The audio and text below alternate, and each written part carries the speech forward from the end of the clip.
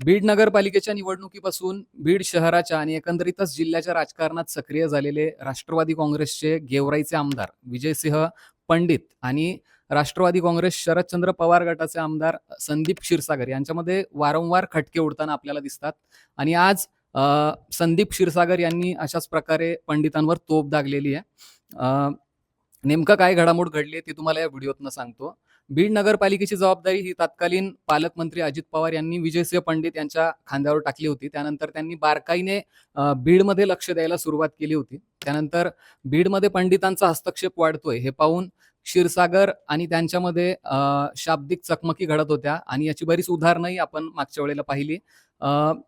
बीड जिल्ह्याच्या पालकमंत्री सुनेत्रा पवार यांचा बीड जिल्ह्याचा दौरा होणार आहे आणि त्याच पार्श्वभूमीवर आता संदीप क्षीरसागर यांनी जी आहे तर ती पंडितांवर निशाणा साधत नाव न घेता टीका केली आहे. एकंदरीतच क्षीरसागरांनी पंडितांना काय म्हटलंय ते सांगतो तुम्हाला. बीडच्या नगरपालिकेतल्या जनतेने तुम्हाला दिवंगत लोकनेते अजित पवार यांनी दिलेल्या विकासाच्या शब्दावर सत्ता दिली आहे, पण तुम्ही अपयशी ठरला आहात.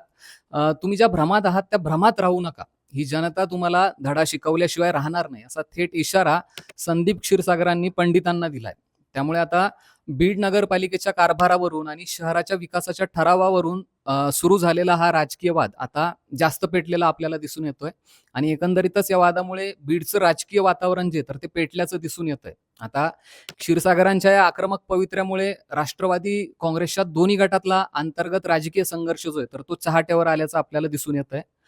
नगरपालिकेतल्या विकास कामाच्या ठरावावरून सुरू झालेला हा वाद आता नगरसेवकांपुरता मर्यादित नाहीये, तर तो दोन्ही पक्षाच्या आमदारांपर्यंत येऊन पोहोचलेला आहे. एकतर आपण पाहिलं की अजित पवारांच्या निधनानंतर पालिकेतल्या सत्ताधाऱ्यांवर कुणाचाही वचक राहिलेला नाही, अंकुश राहिलेला नाहीये. अशा वेळी आता लोकप्रतिनिधींमध्ये हा शाब्दिक वाद होतोय, असं युद्ध होतंय.